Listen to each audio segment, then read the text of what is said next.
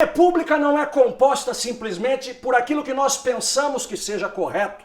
Uma república não é composta simplesmente por aquilo que é contemporaneidade. Uma república é composta, sobretudo, pelo amor à soberania de um país, cuja história exerce papel fundamental para que possamos dizer o que é certo e o que é errado.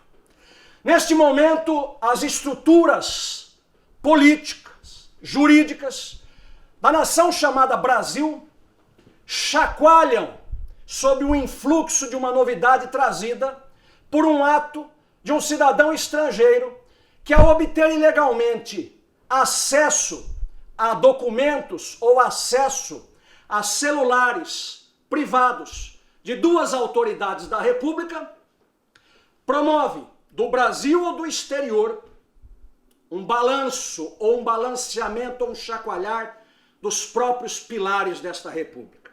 Estaria correta ou estariam corretas as mensagens trocadas entre um juiz federal e um procurador da República?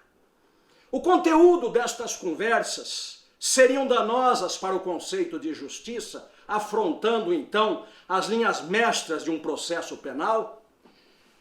Quem fala aos colegas que hoje nos dão a oportunidade de ouvir é um procurador de justiça, com uma longa história no Ministério Público, com uma longa história na academia, doutor em processo penal pela Universidade Complutense de Madrid e quem ainda muito jovem presidiu o primeiro Congresso Mundial do Ministério Público, sediado em São Paulo no já longínquo ano de 2000, época em que o procurador Dallagnol sequer houvera ingressado no Ministério Público, pois entrou somente em 2003. Portanto, falo de matérias que me são afeitas desde sempre. Processo penal, constitucional, sob o viés acadêmico, e falo do pensamento chamado ministerial sob uma perspectiva de Brasil e de mundo dentro do que se entende por direito comparado. Não sou um neófito na matéria, conheço de mais de dezenas de exposições no estrangeiro que já fiz, e de dezenas de interlocuções com as maiores autoridades do exterior que já tive. Ao presidir o Congresso Mundial do Ministério Público, a minha interlocução se dava com os procuradores gerais do Reino Unido, da França, dos países que expunham e defendiam os chamados direitos fundamentais e levavam com mãos firmes. Muito bem.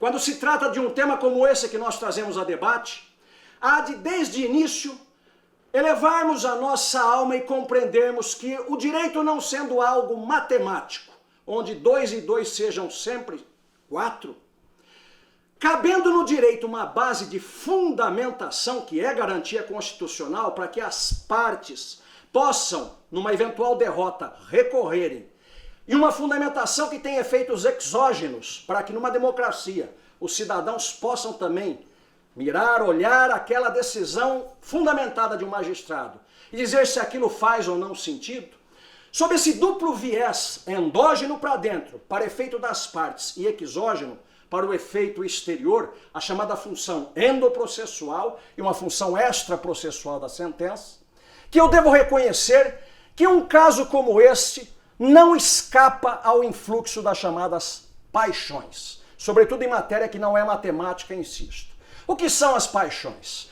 Quando o Brasil, num passado recente, se setoriza, se divide entre uma esquerda e uma direita assumida, quando neste passado recente amigos digladiam entre si, familiares se separam, inclusive casais litigiam a tal ponto ideologicamente de se promover uma ruptura, neste Brasil recente, onde as paixões se acendem, é onde as toxinas, produzidas pelo calor das emoções, sobem pela corrente sanguínea, onde se aloja o cérebro, retirando todo o pressuposto da razão. E o projetar de uma decisão, um juízo crítico de quem pretende externalizar uma oposição, estará mais ou menos sujeito a estes influxos das toxinas. Quando alguém, num juízo perfeito do outro lado, pode dizer: é um escândalo a sua posição, isto não faz nenhum sentido.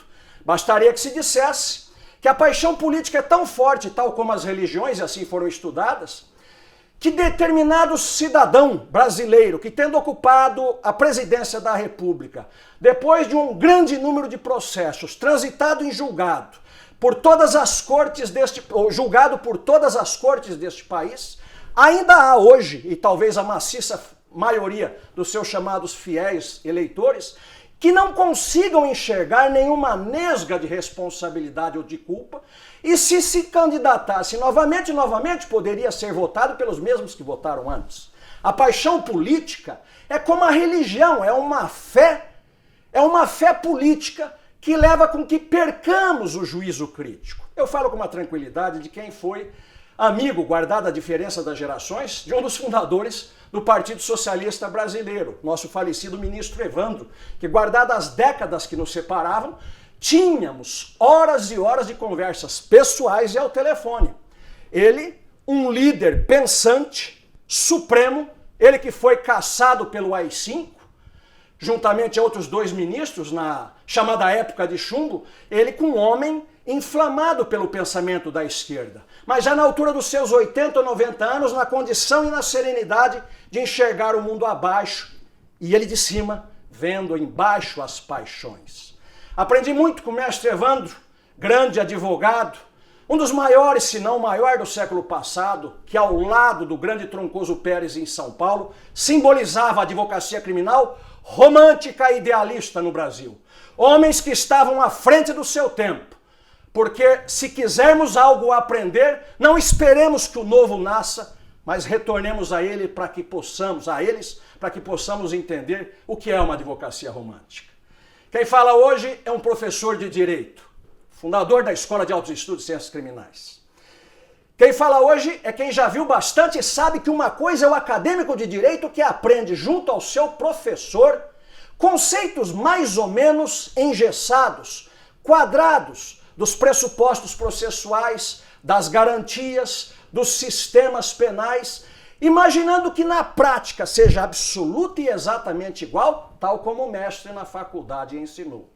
Mas basta que nós então ingressemos em uma carreira pública, basta que nós então iniciemos uma advocacia, que nós poderemos perceber que a prática tem nuances, particularidades, especificidades, que jamais legislador algum conseguiu alcançar ao ponto de prevê-la.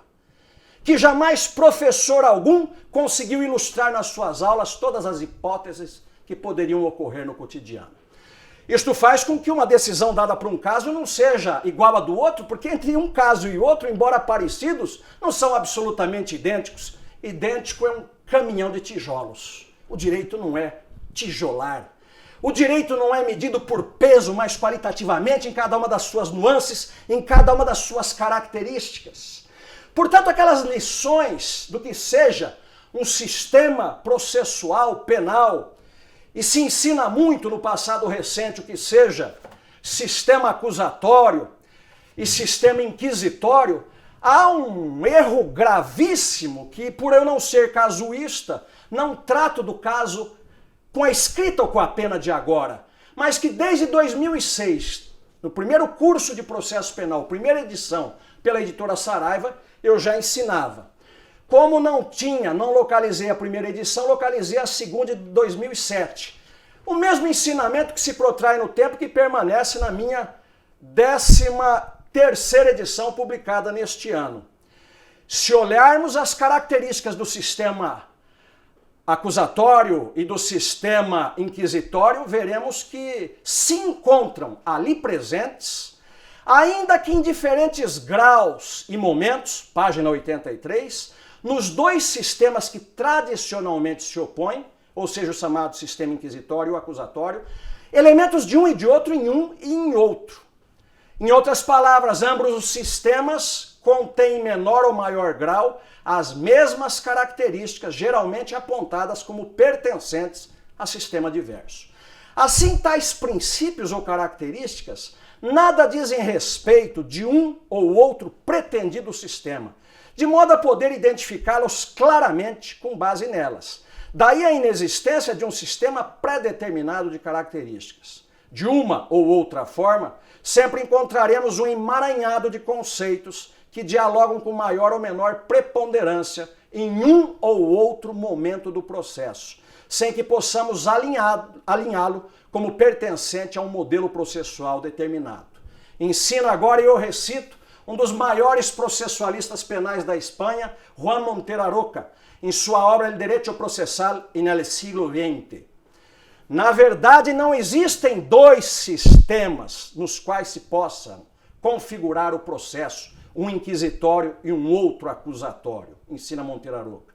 Mas dois sistemas de atuação do direito penal pelos tribunais, dos quais um é o não processual, o inquisitório, é o que nós temos o inquérito policial, está a cargo, não é processual, porque está a cargo de uma autoridade administrativa, e o outro sim é processual, o sistema acusatório. A rigor, a denominação processo inquisitório é um equívoco. Isto vale dizer que não se pode, tal como o professor engessa um conceito, dizendo com absoluta exatidão tudo que caracteriza um sistema acusatório, tudo que seria característica de um sistema inquisitório. É claro que o professor de uma faculdade não pode problematizar aos seus alunos sob pena de, em vez de levar o conceito, de construir os andaimes da sabedoria jurídica, começar a inverter a ordem das coisas, problematizar, fazendo com que o aluno desapareça da faculdade sem nada compreender. Mas a gente que conhece a influência do direito constitucional sobre o processo penal, a gente que sabe que há casos e casos, juízes e juízes, procuradores e procuradores, a gente sempre dá um passo atrás quando alguém faz uma afirmação categórica. Estaria um juiz, um magistrado, violando o sistema acusatório, este que separa as funções, tem uma função acusadora, uma função defensora e uma função judicante pertencendo ao magistrado. Estaria o magistrado violando o sistema acusatório, a sua imparcialidade, se ao inquirir uma testemunha de defesa, ele aumentasse a carga nas perguntas, o volume de voz? E eu perguntaria, quais seriam os decibéis necessários para caracterizar um excesso do magistrado? Qual seria a velocidade da voz ou a força da fala que um magistrado, ao inquirir uma testemunha, poderia ser taxado de parcial?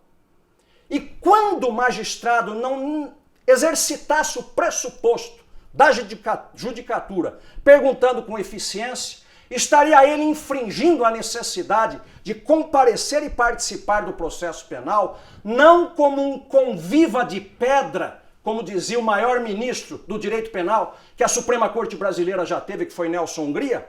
Nelson Hungria já protestava ao seu tempo querer engessar um juiz, fazendo com que ele nada fale, nada diga e simplesmente assista impassível, é transformá-lo em um conviva de pedra.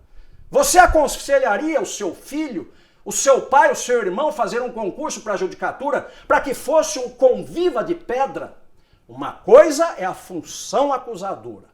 A outra coisa é a função defensora e a outra é a julgadora. Mas em cada advogado existe um pouco de um promotor e um pouco de juiz.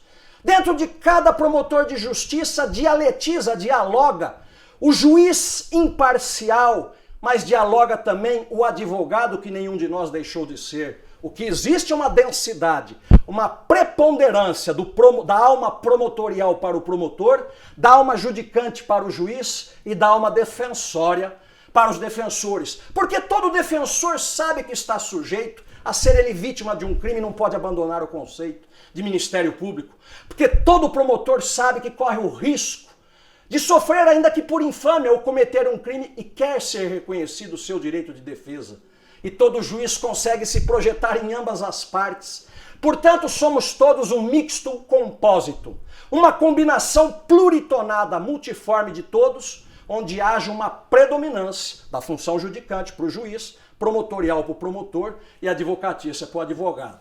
O fato de eu ter dentro de mim o vegetal que eu comi no almoço não me transforma em um vegetal. Continuo pertencendo ao reino animal. Tenho dentro de mim proporções de minérios, mas não mudei a minha essência, raça, essência. Não mudei o ser humano que sou, pertencente ao reino animal e pensante. Não são os adereços, não são os detalhismos, os pormenores que alteram a natureza das coisas.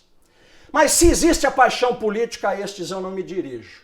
Eu me dirijo àqueles que, pretendendo se ilustrar sobre o episódio e que tenham a necessária racionalidade, possam falar com convicção sobre o que nós dizemos, fruto de pensar de décadas, jamais alterado ao sabor das circunstâncias. Então eu tomei nota de um ou outro detalhe na impossibilidade de analisar e nem deveria fazê-lo, faço-o enquanto hipótese, porque de detalhismos não trato, porque não os conheço, mas como professor de processo penal constitucional, posso falar. Se quem era ideologicamente contra o ministro da Justiça, Sérgio Moro, deve permanecer contra. E vai ainda dizer, reafirmando as suas convicções. Viu como eu estava certo? Quem era a favor, a princípio permanece a favor. E precisaria alguma coisa de candente e forte para que se mudasse essa convicção. Da mesma forma, quem era favorável ao presidente politicamente não quis nem saber de prova no processo penal, permaneceu leal ao seu líder político. Direito não é matemática. Direito é um ser vivo e ninguém poderá dizer que em razão desse episódio está nulo. Não está nulo, deve se nulificar, não deve se nulificar. Quando a gente fala com essa segurança toda, nós só o faríamos se fosse aplicado e conhecido o chamado princípio da segurança jurídica no Brasil. Mas qual é o princípio da segurança jurídica se o próprio Supremo Tribunal Federal muda sua posição variadas vezes, em pouco espaço de tempo, e algum ministro no mesmo ano para um caso absolutamente análogo? Deve-se determinar a prisão depois da condenação em segunda instância ou deve-se esperar o trânsito em julgado na sentença? Será que os ministros não haviam refletido demasiadamente sobre isso quando deram a primeira decisão? Mas a mudaram e remudaram e ninguém sabe o dia de amanhã. Se a Suprema Corte não nos favorece no chamado princípio da segurança jurídica, será você, acadêmico de direito, será você, professor de direito penal, advogado, juiz, promotor, que vai dizer esse caso está nulo. As coisas não se passam somente com regrinhas processuais. Tem que se analisar a grandeza do processo penal sob o influxo constitucional. Então eu me permito dizer que o direito não é algo matemático, mas uma correlação de valores e de normas. Normas estas que se dividem, como nós sabemos, em normas regras, escritas, e normas princípios, escritos ou não escritos. O que vai valer em determinado caso concreto depende da análise da sistemática do nosso direito. Qual método interpretativo é mais valioso? Me recordo de cabeça porque citei em minha obra uma jurisprudência cuja relatoria coube ao ministro Celso de Mello. Não existe nenhum método de interpretação jurídica superior ao outro. O que existe é a fundamentação daquele caso concreto.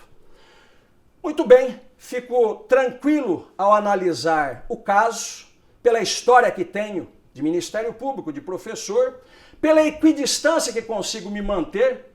A última vez que vi atual ministro e o procurador da República, já faz muito tempo, mais de 2 anos, não tenho mantido diálogo algum, os vi num congresso que promovemos, como muitos outros existem. O próprio ministro da Justiça ia com frequência, enquanto juiz, a congressos da advocacia criminal e debatia democraticamente. Jamais o vi menor ou maior por isso, o vi imparcial.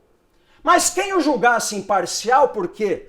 A questão de julgar a outro sem base probatória é uma questão absolutamente subjetiva, sobretudo se sob o efeito da paixão política, não haverá jamais um juízo racional que se solidifique enquanto fundamentação. Haverá palpite, mas de palpite nós não tratamos.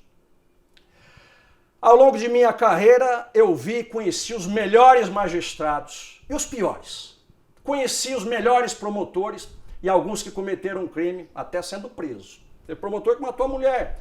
Conheci advogados espetaculares e conheci uns que foram presos, inclusive na saída do julgamento porque tinha mandado de prisão expedido por sequestro e nós não sabíamos. O ser humano não é melhor ou pior por ser juiz, promotor ou advogado?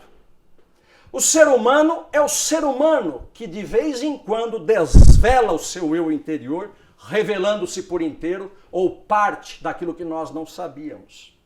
Mas um promotor e um juiz, um procurador da República, são autoridades de um Estado. O procurador da República e um juiz federal passaram por um duríssimo concurso público, por uma investigação profunda de suas vidas pessoais. São pouquíssimos milhares. É muito mais provável que a presunção da inocência, da grandeza e da idoneidade falhe a favor deles do que em relação a qualquer outro que nunca foi submetido a teste algum, nem de conhecimento jurídico, nem de idoneidade, por bancas que examinam a exaustão, enquanto possível, as características de cada um. Mas, pois bem, eu anoto, como já havia anotado, que o sistema acusatório não é esta simplicidade que se diz nas faculdades. Há de se estudar um pouquinho mais. Nosso tempo agora é curto. E nós dissemos exatamente que o mesmo ministro do Supremo muda diametralmente as suas posições. Mas eu digo mais, qualquer advogado do interior, da capital, sabe quantas vezes já falou e foi aconselhado por juízes de direito. Mas doutor, o senhor tem certeza que o senhor vai entrar com esse recurso mesmo? O senhor tem certeza de arrolar essa prova testemunhal? O senhor quer mesmo manter isso no processo? Este aconselhamento não é um aconselhamento criminoso. É como se alguém com alguma experiência trocasse a informação com alguma autoridade, mas que não dizia jamais para o outro, faça assim que eu absolvo. Jamais. É evitar o erro grosseiro, é um paternalismo que quantas vezes tem o magistrado. Não era do meu feitio pedir o aconselhamento, julgava-me inteiro para as funções que eu estava. E os procuradores da República, uma dezena ou mais deles, preparadíssimos. Mas o ser humano, até nos seus improvisos, ele se equivoca. Por exemplo, um homem absolutamente cansado, exausto, exangue, ele é capaz de falar como uma criança, atropelando o português que ele tão bem domina. Por isso, num episódio recente, a gente vê uma autoridade errar numa palavra. Mas uma pessoa como aquela passa num difícil concurso? Jamais! Uma pessoa como aquela consegue botar ordem na casa num país absolutamente bagunçado, esculhambado, onde o poder econômico e o político corrompia a estrutura profunda da nação? Jamais! Aquilo é um momento de exaustão mental, onde toxinas trabalham e volta aquela nossa primeira fala da infância, sem com que nós sequer percebamos o erro crasso que cometemos. Ninguém está livre disso. Se analisa o homem não pelas exceções, se analisa o homem na sua inteireza. Então, proximidade de juízes, desembargadores, ministros, com promotores, procuradores ou advogados, eu nunca vi problema. O passado recente mostra ministro viajando para casamento de advogado criminalista na Europa. Só por causa disso ele vai decidir a favor? Vai lá, cumprimenta, se tiver que decidir contra, decida. Um desembargador vai no churrasco da casa de um advogado criminalista, só por isso ele está comprometido?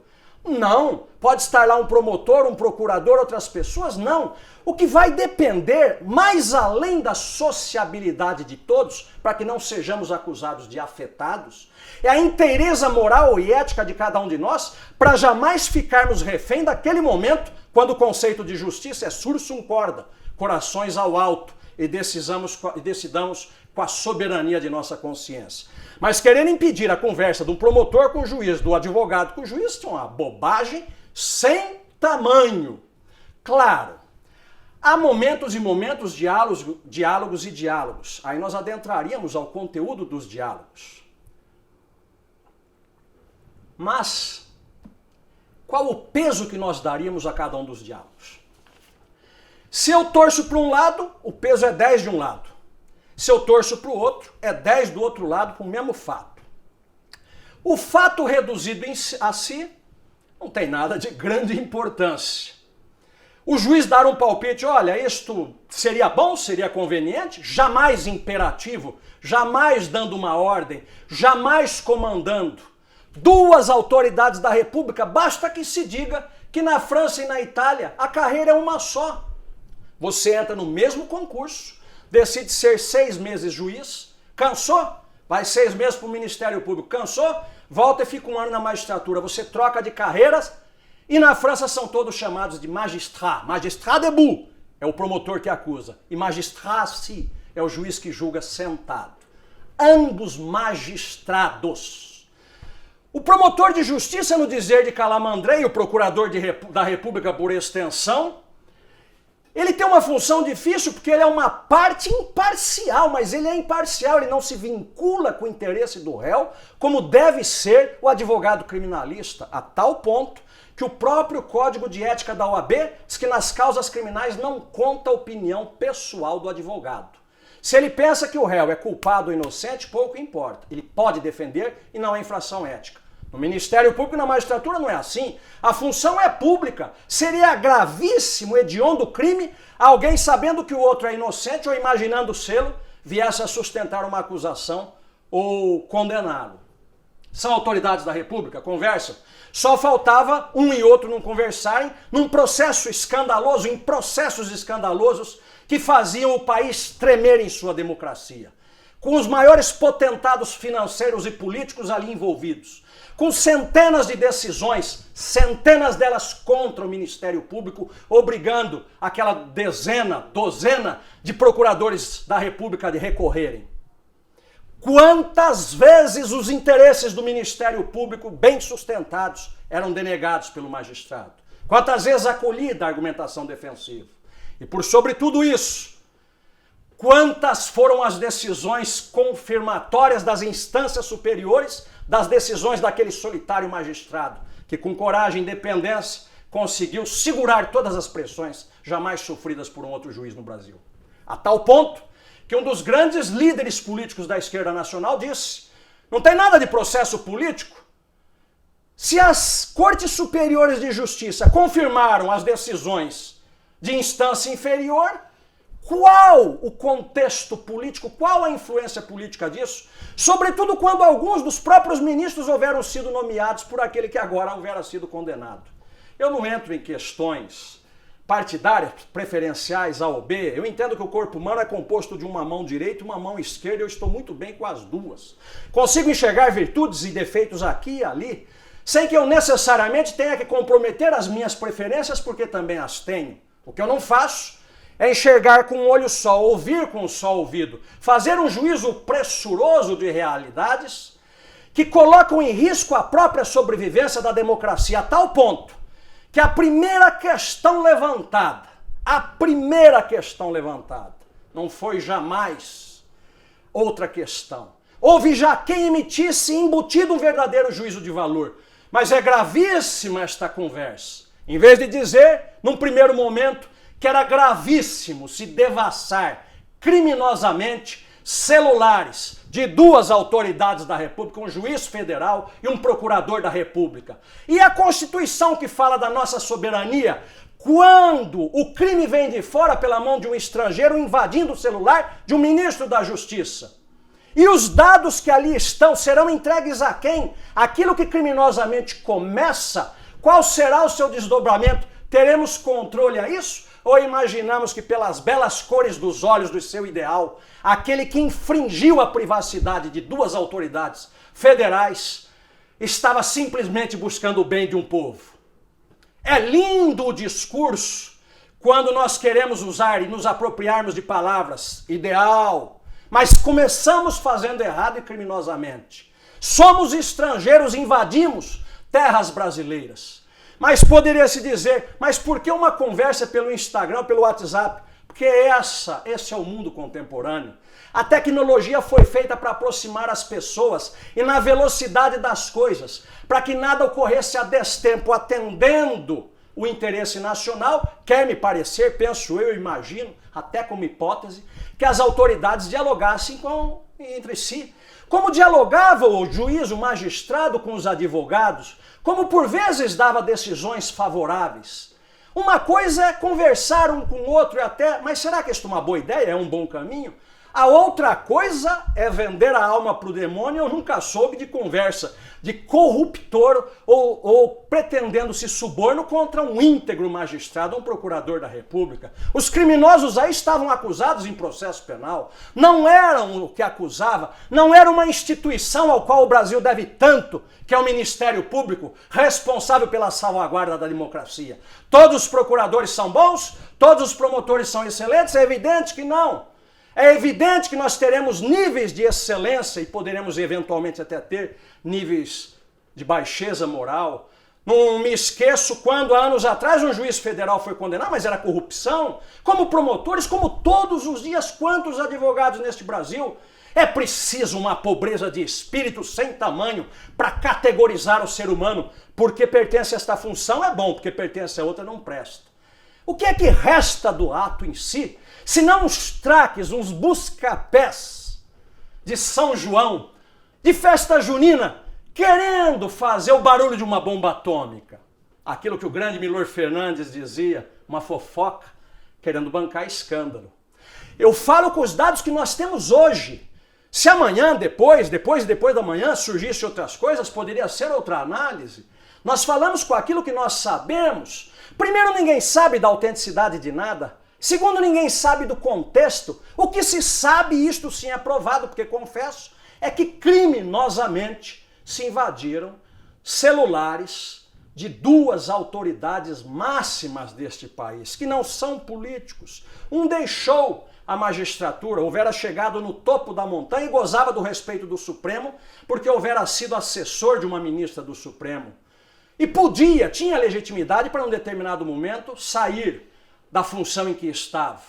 Outro permanece fiel ao seu ideário, mais jovem, no Ministério Público Federal, onde apresenta um excelente trabalho. Ah, mas ele errou talvez. Quem não errou, aponta. Aponte o dedo. Traga aqui para a gente escrutiná-lo e olhar um pouco da vida desta pessoa, tal como foram olhadas as vidas destes dois que hoje alguns pressurosos apressados partidários tentam tomar partidos para colocá-los na boca do leão.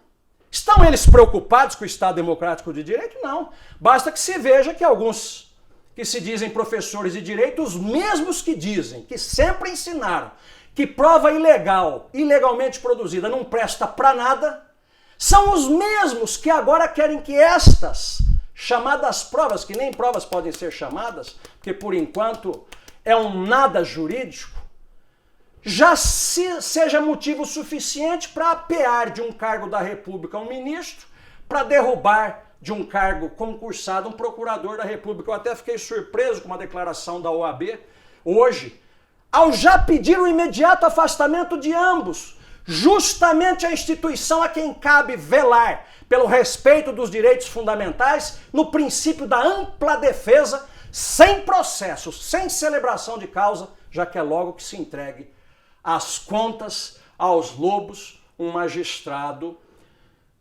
e um ministro e um procurador da República. Pode a OAB fazê-lo? Quem sou eu para censurar a OAB? Mas eu falo enquanto professor de processo penal que conhece a história. Sempre vi a OAB chamando atenção ao princípio da ampla defesa, ao constitucional princípio da ampla defesa. Nunca vi a OAB numa rapidez tão grande recomendar que se entregasse os cargos OAB ou o comando atual da OAB. Escrutinem-se os advogados do Brasil inteiro e eu ficarei muito surpreso se quererão validar prova ilícita, tal como a recomendação da presidência da instituição neste momento. Alteram-se os presidentes, mudam-se as visões de mundo. Eu não digo se este é melhor ou é pior, só me causa estranheza uma mudança de postura que é clássica institucional.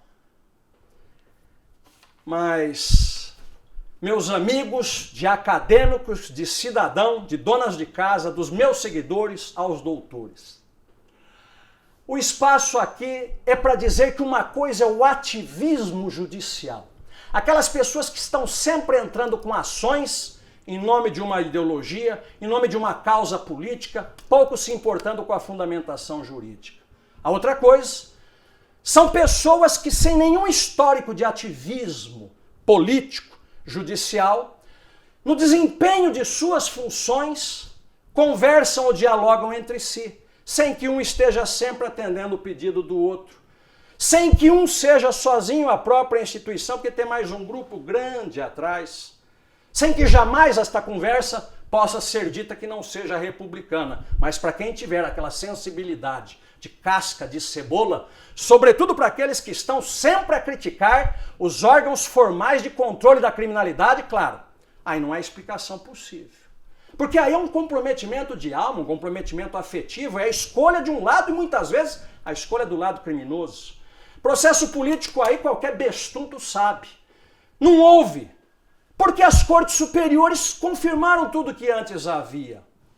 E se nós permitíssemos que os celulares fossem devassados de todos, porque cesteiro que faz um cesto faz um cento, eu ouso dizer esta invasão de privacidade não é apenas que separaria namorados, dissolveria casamentos, faria com que o empregado perdesse o emprego e o patrão perdesse o empregado. Nós acarretaríamos uma guerra social constante, porque se tem uma coisa, enquanto direito fundamental que eu prezo, é o respeito à individualidade, a devassa da intimidade, da vida privada de alguém, verdadeiramente inaceitável.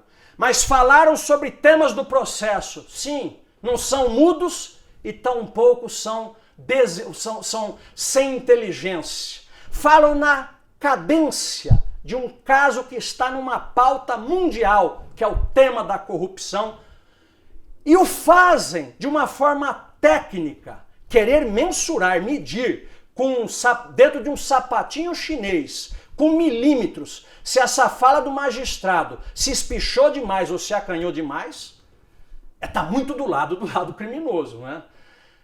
O que eles conversaram desconstituiria os fatos? Não, os fatos ali estão. Para que serve o sistema acusatório com a separação das funções? Serve para que o julgamento seja justo. Quem diria que o julgamento não foi justo? Ninguém disse. O Superior Tribunal de Justiça não disse. Os tribunais federais, regionais federais disseram que era justo. O Supremo Tribunal Federal disse que era justo. Portanto, uma conversa de miudeza querendo virar uma fofoca querendo virar um escândalo, nesse sentido, palmas para quem inventou a técnica, que se eu não for longe demais, eu posso até supor que se tivesse uma veracidade integral, os fatos eram todos logo desvelados. Mas qual é a técnica que eu aprendi ao longo da minha vida em analisando comportamentos análogos, sem que eu tenha pretensão de acertar? É que todo dia larga uma sementinha, enquanto isso vai se trabalhando politicamente, através da mídia, para ver se desconstrói a imagem de pessoas íntegras. Num determinado momento, somando pequenas miudezas, aquilo ganha corpo e a gente diz, olha lá. Porque se fossem os fatos todos trazidos, era fato para segurar manchete 1 ou 2 dias. Em um país cujos escândalos são de trilhões de assaltos aos cofres públicos, de centenas de condenados ilustríssimos no momento único da República Brasileira. Nunca fiquei feliz com um homem preso e condenado. Fiquei feliz com a sensação do dever cumprido pela exemplaridade que dali sai. Quando neste país imaginaríamos que os mais altos comandantes da nação, em termos financeiros, em termos políticos, seriam tratados e levados à justiça tal como um cidadão comum? A chamada República de Curitiba, que fizeram pejorativamente, deu uma aula de cidadania ao Brasil, deu uma aula de cidadania até a Suprema Corte, porque mostrou ter independência. E não é porque se está numa primeira instância que se é menor do que está lá em cima, muitas vezes guindado, mais por méritos de aceitação política do que por sabatina jurídica. Não sou homem de proselitismos das pequenezas, não sou daquelas almas miúdas que se encantam com as indecências. Tenho lutado por um país melhor e jamais aplaudiria o que até aqui vi como correto. Se amanhã, depois, o futuro a Deus pertence, os quadros se alterassem, o mesmo homem que aqui está é o mesmo homem que analisaria os fatos com a mesma independência com que sempre falou. A garantia das funções não é uma norma estéril, é tão somente para garantir uma decisão justa. Os fatos não foram desconstituídos, ao contrário, foram afirmados em todas as instâncias do judiciário. Os fatos mostravam o lado de quem estava, o lado correto e um lado eventualmente incorreto. É claro que a família dos réus, é claro que os amigos dos réus, é claro que os partidários dos réus jamais vão aceitar algo diverso, porque, como dizem os chineses, é para dentro que o cotovelo se dobra. Ou seja, protegemos os nossos, porque era o meu pai, porque era o meu amigo, porque era o meu líder político. Mas, escrutinado por todas as instâncias deste país, se mostrou, ainda que vivemos de uma democracia, se deu um julgamento aparentemente justo, embora um advogado saísse bravo e outro... E que advogados, hein? A nata da nata, creme de la creme. O topo do Brasil, porque ali ninguém tratava de coisas e de causas pobres, eram causas bilionárias. Entraram e saíram muitos dos mais talentosos criminalistas deste país, mas não eram mágicos. Os fatos ali estavam e não se circunscreviam a um só episódio. Era um leque apontado pelo Ministério Público de episódios criminosos, julgados pelo Poder Judiciário.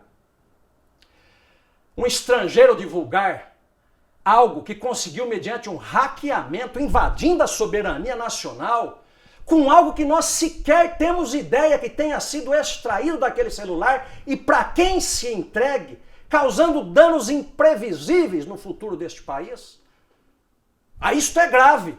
Mas não foi esta a primeira análise. Se tratou da gravidade de uma conversa de um procurador com um juiz, com um modo que ninguém falou, ninguém comandou, ninguém deu ordens. Sistema acusatório não é um juiz com viva de pedra, é um juiz que conversa, que ouve, que escuta, que muitas vezes dá a sua opinião, mas que tem que julgar com imparcialidade, a mesma que até onde eu vi foi aplicada neste caso, porque confirmada pelas instâncias superiores, pelos mais preparados juízes. A soberania nacional é o que me parece a grande causa com esta invasão estrangeira, ilegal e criminosa. O Ministério Público Defensor da Democracia está em xeque. E é o momento do Ministério Público Nacional dizer a que veio. Se prestigia o mundo do crime, se dá valor àquilo que até agora existia. Ou se o Ministério Público Nacional diz, são meus colegas, mas fizeram muito errado.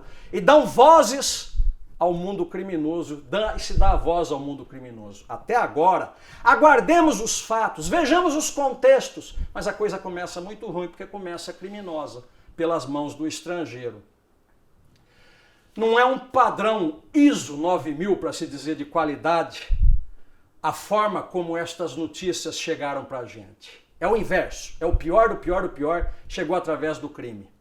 E não posso aceitar que as pessoas que até agora diziam que as provas ilícitas para nada prestavam, venham agora com o comportamento de fazer corar um frade de pedra com um discurso absolutamente diverso. Mas o que cobrar dos apaixonados políticos ou dos que vivem dos seus tostões em uma situação ou em outra situação? A minha bala não tem tiro certo, porque eu falo para a inteligência da República e da nação. Nunca dei importância para ninguém assim, em especial, dizia o grande Paulo Francis. Não tenho sequer inimigo, porque eu nunca achei ninguém interessante o suficiente para que eu pudesse assim considerá-lo. O que é interessante é a coerência do Poder Judiciário brasileiro que se mantém, apesar de todas as pressões políticas que sofreu e dos reveses da história que sentiu.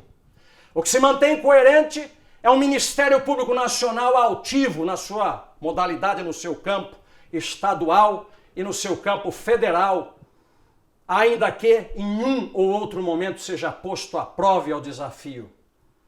O que se mantém interessante é a inteligência do povo brasileiro, que doravante vai perguntar mesmo se aquilo que falam que é verdade, se é mesmo verdade. Se um juiz de direito federal de relevantes serviços prestados à nação é suspeito só porque condenou um amigo ou um líder político, se um procurador da República, cujo passado conhecida de virtudes e jamais de defeitos, deva ser assim criticado tão facilmente, fazendo com que tenha que se explicar de algo que é mérito seu e não ao contrário. Eu não vi ninguém aqui acusado de matar ninguém, ninguém aqui acusado de roubar ninguém, ninguém aqui praticando crime grave algum. Eu vi uma conversa usual nos fóruns do Brasil, que se passa entre promotores, procuradores, juízes estaduais, federais e advogados. E nunca imaginei que por uma conversa dessa alguém fosse decidir, contrário à sua consciência, manobrado apenas por um blá blá blá entre duas pessoas. Eu nunca vi essa amizade íntima, nunca ninguém a apontou, nunca vi esta proximidade. Era uma equipe, é uma equipe da Lava Jato prestigiada pela inteligência nacional, pela cidadania brasileira, e nunca os vi serem acusados de ímprobos Os ímprobos foram acusados em um processo legal. Os ímprobos tiveram, sim, ampla defesa na sua extensão máxima, porque defendidos pelos melhores advogados do Brasil. Os ímprobos tiveram suas condenações confirmadas em instâncias superiores. O mais é não ficar com os milindres de casca de cebola, com qualquer coisinha dizendo, mas violou uma norma, violou o princípio. É conhecer a inteireza do processo penal, onde passa, inclusive, a minha tese de doutorado, princípio da proibição da proteção deficiente. Vale dizer, em processos escandalosamente graves para a saúde de um país, as autoridades precisam agir com a firmeza necessária e às vezes até com algo mais, sob pena de tornarem desprotegidos os valores da democracia, sob pena de fazerem com que a democracia desapareça e a própria nação desapareça. O princípio da proibição da proteção deficiente não se aplica em casos banais, é minha tese de doutorado defendida e aprovada em 2005 na Universidade Complutense de Madrid com a nota máxima. Não se aplica em casos banais, mas se aplica em casos excepcionais, cuja saúde verdadeira de uma nação, cuja saúde verdadeira de uma pessoa, a vida esteja em jogo.